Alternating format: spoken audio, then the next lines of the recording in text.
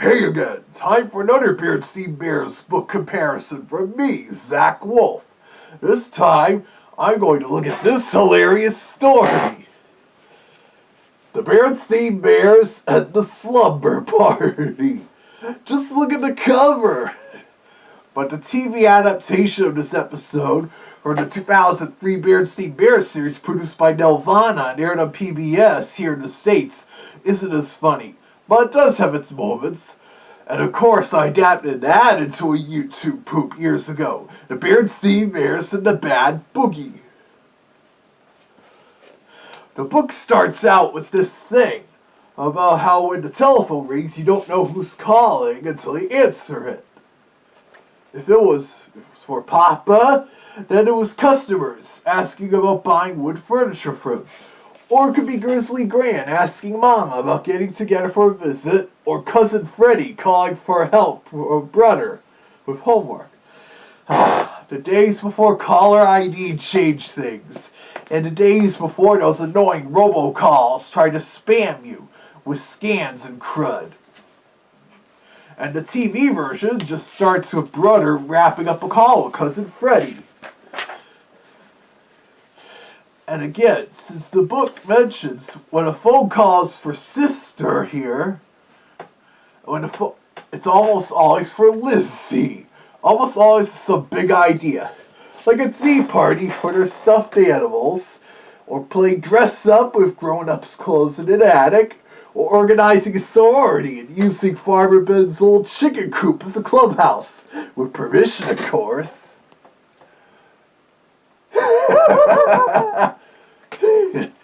I bet that coop still reeked of chicken crap. Of course, we don't exactly see this in the book. A sister still lists these exact things off. I wonder what she's come up with now. She always has some big idea. A stuffed animal tea party, dressing up in grown-ups' clothes in the attic. One time, she even organized a club in Farmer Ben's chicken coop. P.U. So at least that was still there in some form, and it was funny. But Lizzie just has her biggest idea yet, too. A slumber party in her house. And in the book version, the slumber party is to be that very night.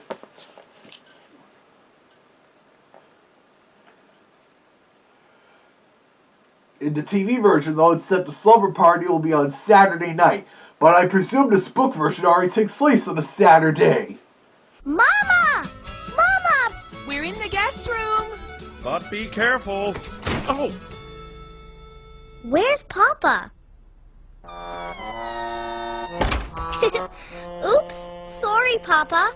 It's all right, sister. What's a little paint among friends? Now, what's all the excitement?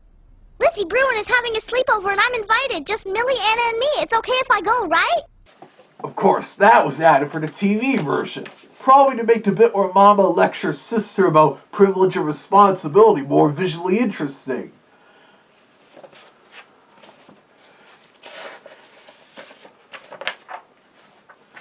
After that, in the book, sister leaves right for the slumber party.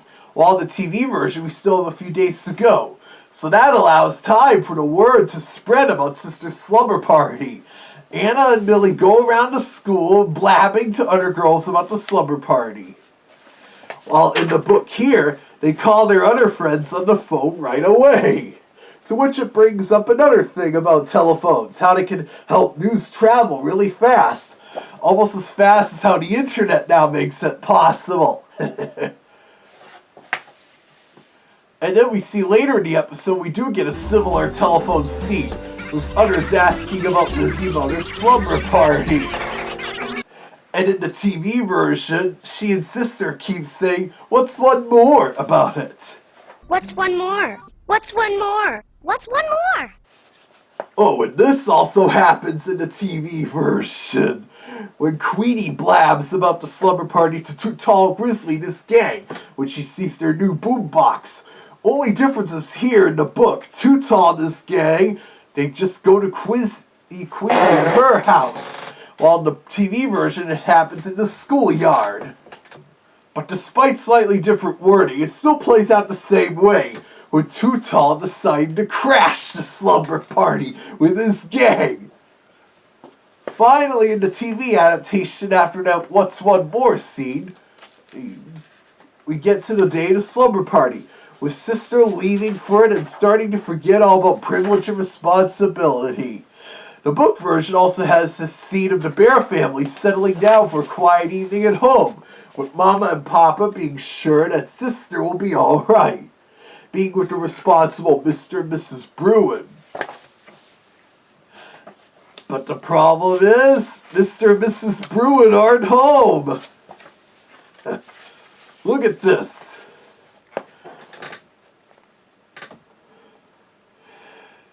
In the TV version, when Sister arrives, the teenage babysitter is already there. She's unnamed in the book, but in the TV episode, she's named Cindy, and we get this gem when the other guests arrive. Stacy? Karen? I thought you said it was Anna and Millie who were coming. Anna and Millie, and Stacy and Karen. Hi, I'm Queenie. How many girls did you invite? And look at the party! It's like a wilder version of the front cover. It says, and they certainly hadn't planned on a rip-roaring, ear-splitting, popcorn-throwing, soda-squirting party for after comes to the neighborhood. Because that's what was happening, with Sister right in the thick of it. The only thing that wasn't happening at the slumber party was slumber. Well, in the TV version, the party only starts out mildly crazy, with an estimate of 8 girls running around, throwing popcorn at each other, having pillow fights, and squirting a single soda can. And within a matter of minutes, the living room is a mess. But then it actually gets wild when Too Tall and his homies show up with their boombox, tormenting Cindy with the loud music as the cubs run and jump around and make even more of a mess. All the while, in both versions, Cindy tries to keep the party under control. But she can't even make herself heard over the noise levels. And in the book version, it goes on a little longer. The neighbors call the cops to report noise ordinance violation. And Officer Margaret arrives at the Bruins' house just as Mr. and Mrs. Bruin return home. Look at that boy over dancing with Queenie in the window. He looks kind of like Brother Bear, even though he wasn't at the party. No police in the TV version, but we get this funny bit with the parents returning. Turn it down!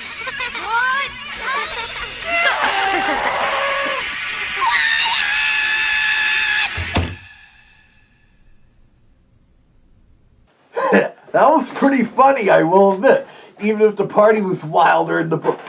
And then the rest of the party is canceled, parents are phoned, Lizzie is sent to bed, and an angry, disappointed Mama Bear comes to take Sister home.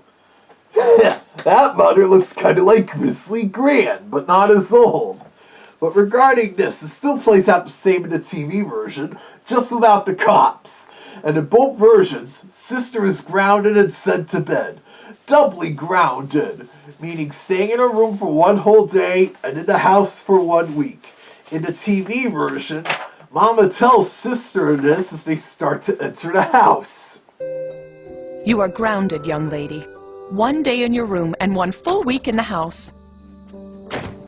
And I do have to agree with Papa that it was a pretty harsh punishment, especially the TV version, since they didn't end up violating a noise ordinance the way they did in the book. And then this plays out the same in both versions, with Papa reminding Mama that it wasn't entirely Sister's fault. It was just a situation where one thing leads to another and things get out of control. And that privilege and responsibility for parents as well, as they should have called the Bruins too, before the slumber party happened.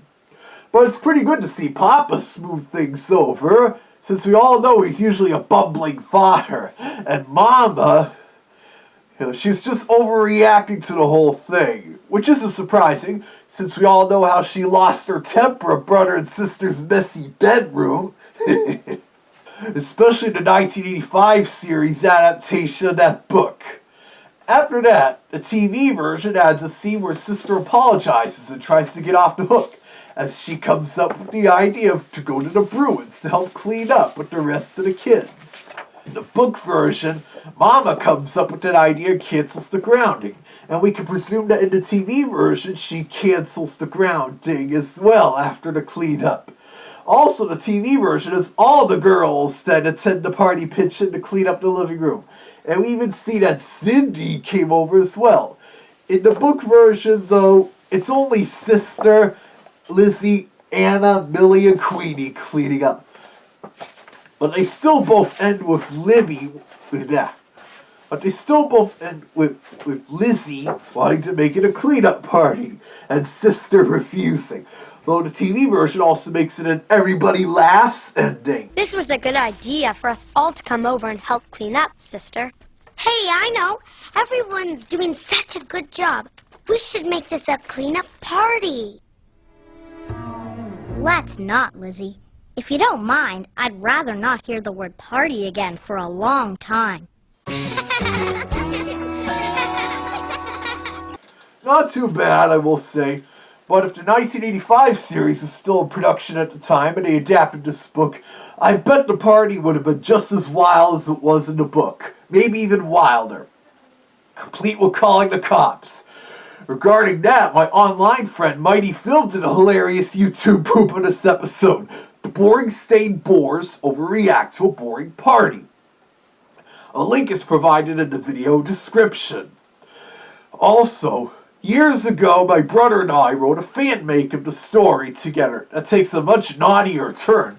The Berenstain Bears and the Naked Boogie, where Lizzie hosts a wild party at the Bear Country School for much of the kids one night, where they all run around and dance nakedly, pooping and peeing everywhere, and vandalizing school property.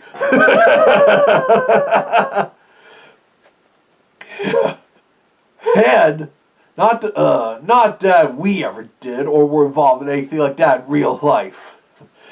And while that happens, Mama and Papa go on a romantic night out for themselves for dinner and dancing, and spending a night in a luxurious hotel, much like Homer and Marge Simpson did in the Season 1 Simpsons episode, Some Enchanted Evening. A link to that fanfic is also in the video description, if you want to check it out. It's actually even funnier than this original book. And that's pretty much it for now. I'm also currently working on another new Berenstain Bears YouTube poop, but not another one of the Slumber Party, but it's another story that has Sister Bear getting upset. But after that, what will my next video be with this coronavirus lockdown still happening for another whole month? Just keep watching this channel and see.